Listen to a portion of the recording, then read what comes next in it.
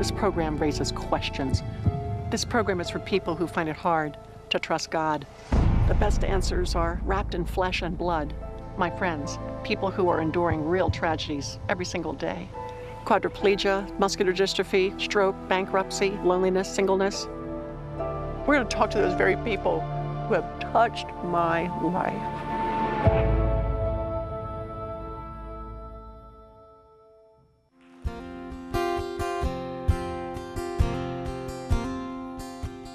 To the river I am going, bringing sins I cannot bear.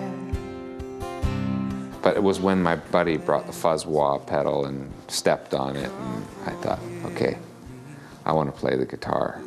So I just started playing the guitar and I would have been about 13, 14.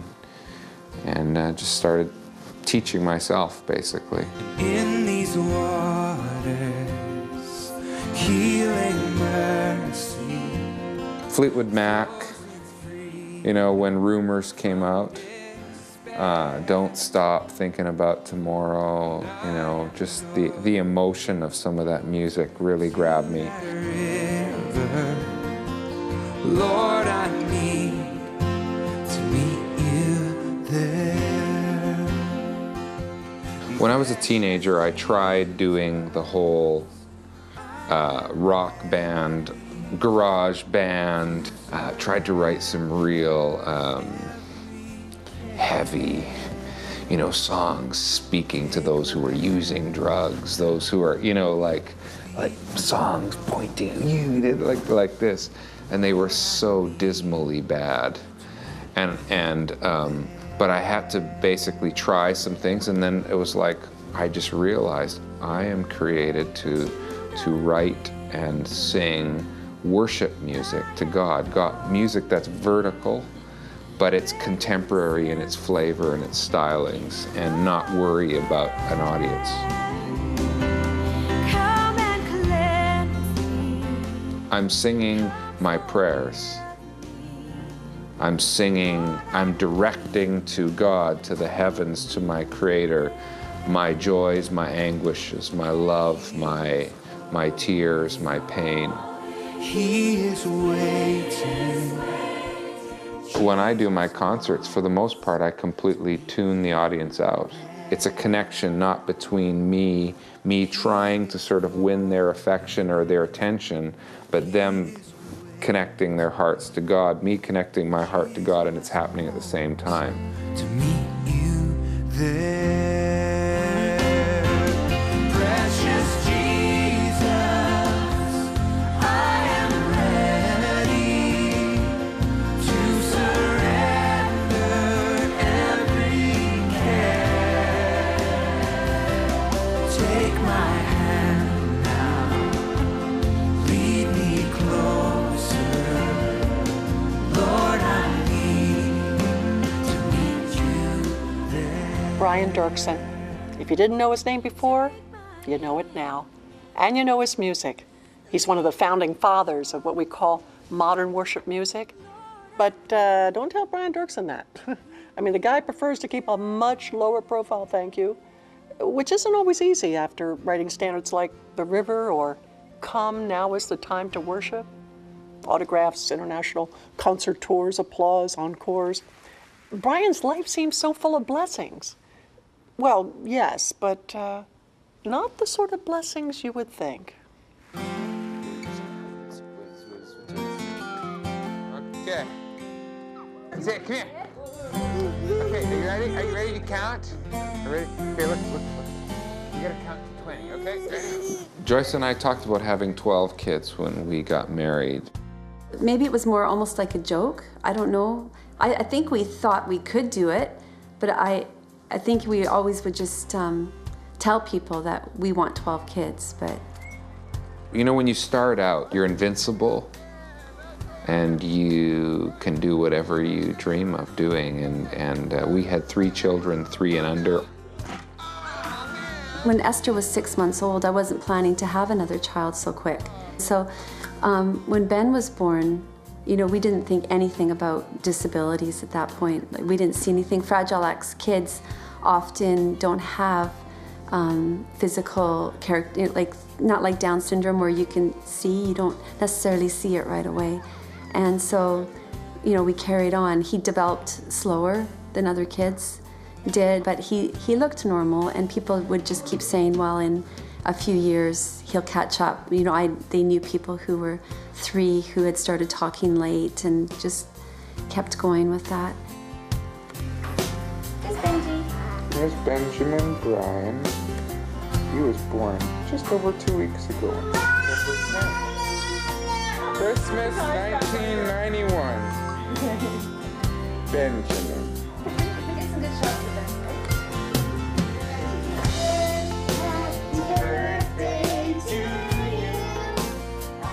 When Benjamin turned 3, I remember quite distinctly his birthday, and we reached that milestone.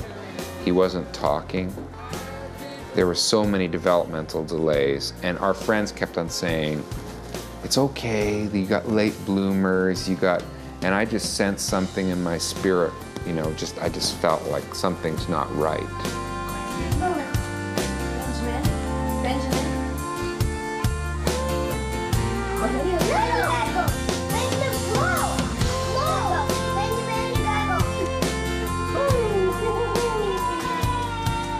You lose grace for the strange things that they're doing. Like you can, a 2-year-old flapping their arms or doing something, you might think it's just cute. But at 3, you start going, okay, that's weird. And so then you start realizing that there must be something wrong. So then we got a blood test done. Tests came back and said, your son has Fragile X syndrome. We'd never even heard the term. You know, people have heard the term Down syndrome.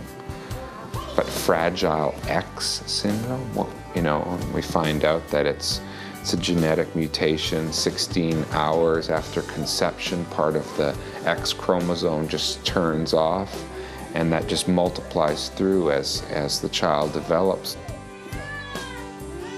And Fragile X has not been diagnosed for that long in comparison to some other syndromes. So not every doctor, many people don't know what it is. It's actually the second major cause of mental retardation, Down syndrome being the first one.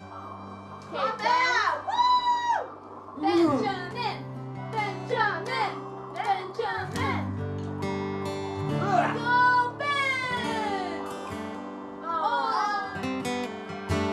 Double strike Ben! But we didn't know it was a hereditary thing. So Mercy and Joy are born, right? And we're thinking, okay, I guess we won't be having any more children. So kind of a death of a dream, right, of having more children. And so it wasn't until we were living in England and 3 years went by or so, and all of a sudden we had this feeling again. I think Brian was feeling it. We see children as a blessing. You know, children, I believe, in the scriptures are always a blessing. There's lots of reasons why people, negative reasons why people stop having children. This world's too scary of a place. You know, it's too fallen, it's too evil. Who wants to bring a child up in this world? I take the more positive view that it's in that giving away of your life, it's in that taking the risk of having a child that you actually receive and encounter life for yourself. But they come in ways maybe that we wouldn't choose. And this time, we're thinking about having a child, knowing about the disability possibility. So at that point, we said, okay, well, we think we're supposed to have a child. We had our pastors and our parents and different friends just pray with us, because we really did pray for a son without Fragile X syndrome, and so then we had Isaiah. We're going to get the big bag. This is your debut. Okay, here, we'll be. Isaiah is 17 months. We had prayed for an unaffected boy. You know, it could be It could be anything. How was God going to answer our prayers? We weren't sure, right? He was just, he looked like me, like the little few baby pictures that my parents had of me. You know, my wife says he smells like me too. He's in our arms. He's gorgeous. He's an amazing child. We completely fell in love with him. And, you know, he seemed completely fine at birth. And then a few months later, we got the test results back saying he had Fragile X syndrome and autism. And that was a very hard day. You know, a day when all of a sudden we realized, okay, we took a risk and it didn't turn out the way we wanted it to. We wanted a boy who would not be handicapped.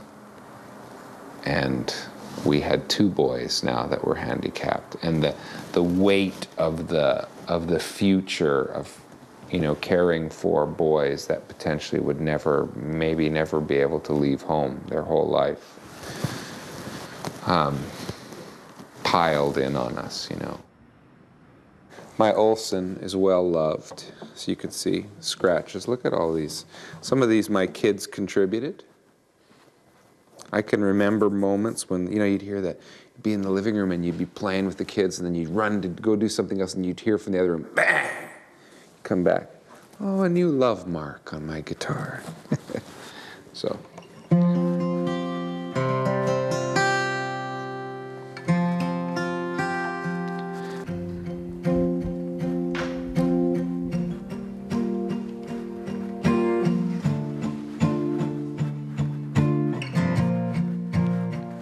I don't know what this day will bring. Will it be disappointing or filled with longed for things? I don't know what the future holds. Still, I know I can trust your faithfulness. I think often we're so focused on trying to give people answers, but actually often what people connect with is questions. And I don't know if these clouds mean rain. Oh, and if they do, will they pour down blessing or pain? And when Jesus came, you know, he came more as the question man than the answer man. So he was constantly posing questions to people, and people didn't quite know what to do with that. But I think there's that connection, that humanity, heart to heart, where we recognize, okay, I'm searching too, I'm yearning, and I haven't got it all figured out. I mean, I think the thing is now for me, after doing this for 20 odd years, you feel like you know less than when you started. Like, you know, some people, when things really disappoint and suffer, things they can't figure out, like, you know, people coming to me that they couldn't figure out, okay, if I was loving God and serving God, why would God give me a handicapped child? And they had this system, they had this paradigm, this box and this framework, and it didn't hang there, it didn't sit there. And so then they're pushing at me, you know, what's your answer? And sometimes I just look at them and I go, I don't have an answer. I've got lots of questions still about this. But I also know that in the middle of the suffering, to run away from the one who is my creator and my savior makes no sense either, even if I disagree with some of the things he's allowed. I still trust that he's good, but I don't understand. And sometimes it's that wrestling, that that the songs spring out of, because sometimes words aren't good then, melodies are good. You know, like you turn to music too to help express what is inexpressible. I can trust in you. Oh, in the darkest night, in the deepest valley, I can trust in you. Oh Lord, when I don't understand, when I don't know what's next, I can trust in you.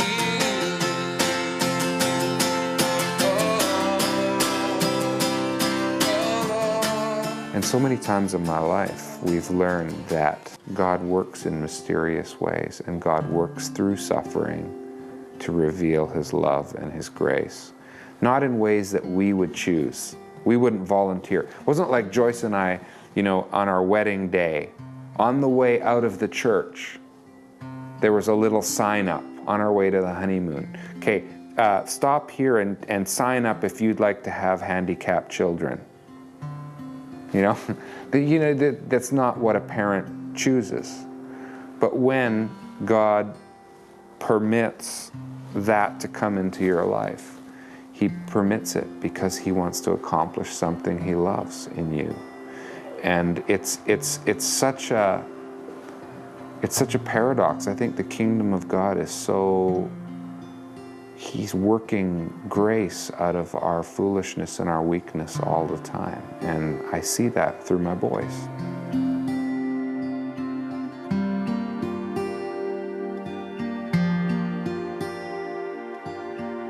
Other foot, other foot. Okay. Okay, ready? Kick up, kick that foot up. Ready, 1, 2, 3. Okay, she just follows. We came to family retreat because we wanted to connect with other families who are dealing with special needs kids like we are. And it's just such this camaraderie. It's deeper than words. You don't even sometimes have to go into words with them because you just, you know, right? Dan, keep your hand right here. It's great seeing Ben. He was on the horse, sliding off just slightly, but he's actually very comfortable on a horse. That was really fun.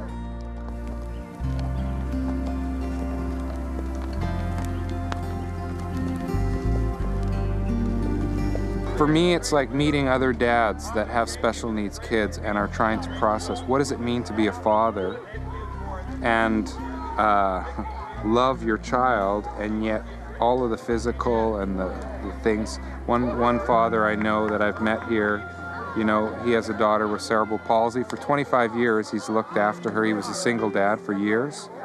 And I look into his eyes and I see faithfulness. I see unconditional love, and I just go, oh, I want to be more like that. It's really encouraging.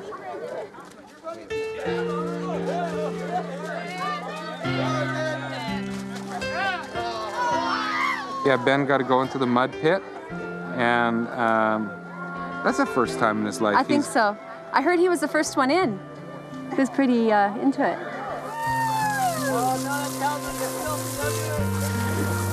Great job, Ben.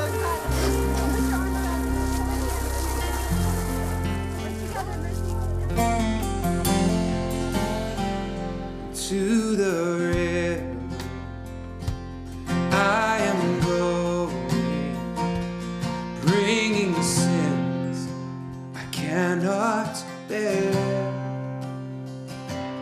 Come and cleanse me, come forgive me, Lord, I need to meet you there.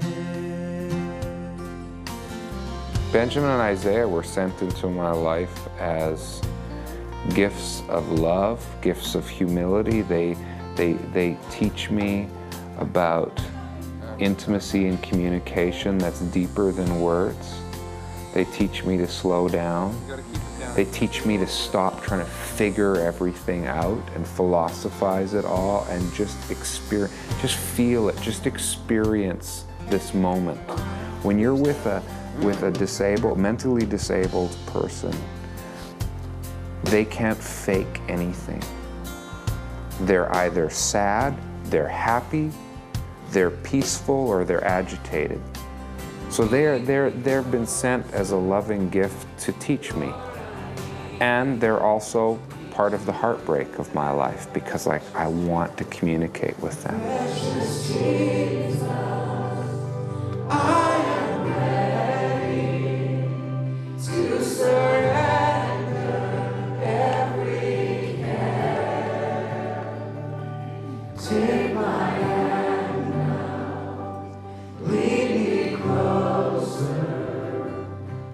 The hardest part for me with Benjamin and Isaiah is I yearn to have an intimate conversation about life, about how they're feeling, and I can't have it. I can learn to read their body language. Benjamin sometimes will come in and he'll have been crying and he'll be upset about something and he can't tell me what happened. It kills me, you know. As his father, I want to find out, can I make it right? Can I go, you know, if somebody was nasty to you or bugging you because you're handicapped, I want to go and, you know, deal with it, right? But he can't tell me. So I think that's the hardest thing. I mean,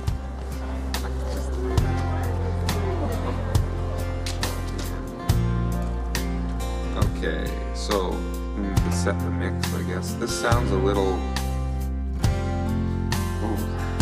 new. What's your next one? It's good. Probably maybe some of the auxiliary instruments just come down just a little. Okay, so not rhythm section, but auxiliary. Yeah. So, you know, when you're dealing with cleaning up your teenage son from another toileting accident, and you kind of go, oh man, like, you know, but I actually take my ability to help them, whether it's with toileting issues, personal hygiene, or whatever, as incredible joy, because it's a way that I can have a relationship with them. It's a way of intimacy. It's a way of me being close to them. I try and look at those things as a gift, even though they're hard, you know. To meet you there, precious Jesus, I am ready to surrender every care. Take my hand now, lead me closer. Lord, I need to meet you there.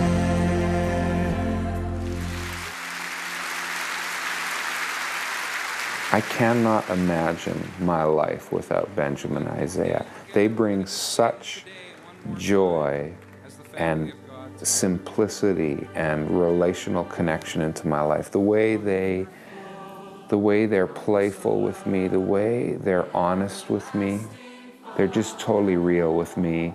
They let me in, they let me close. Like, there's no pretense, there's no falseness to them. They're just honestly who they are. Today I choose to follow you. Today I choose to give my yes to you. Today I choose. That means I can have that kind of intimate relationship and friendship that's nonverbal, and I can share that with my boys. I can't imagine my life without that. As for me and my house, we will serve you. As for me and my house, we will spend our lives on you. As for me and my house, we will serve you. As for me Psalm 127 says that children are a gift from the Lord. And it's amazing that Brian sees Benjamin and Isaiah as, I think he said, gifts he wouldn't trade for a second. You know, most fathers hope their sons will excel in sports or academics, but the Dirksons realize their sons are a gift from God because they force Brian and Joyce to slow down and find pleasure in the smallest of successes. Benjamin and Isaiah lead everyone to the foot of the cross, where every tear is redeemed and every suffering finds a strange but true contentment and joy. No wonder Brian's music is so inspired. And I sure wish it were that way with most families that include children like Benjamin or Isaiah. But the truth is, over 80% of families impacted by disability simply don't survive. And sadly, it's the fathers who often check out. That's why I was so glad Brian and Joyce brought their kids to our Joni and Friends family retreat this summer. I mean, it was so important that others watched them and realized, yeah, we can make it, our family can do this. At our family retreats, marriages get mended, hopes get lifted, moms and dads and kids discover that Jesus really does make all the difference in the world. This year, our ministry will hold 20 retreats across the nation for disabled children, adults, and family members. And next year, we're planning even more because too many families are on the verge of breaking apart. And we just gotta reach them with the love of Jesus, whether through our retreats or our biblical counseling resources or church training.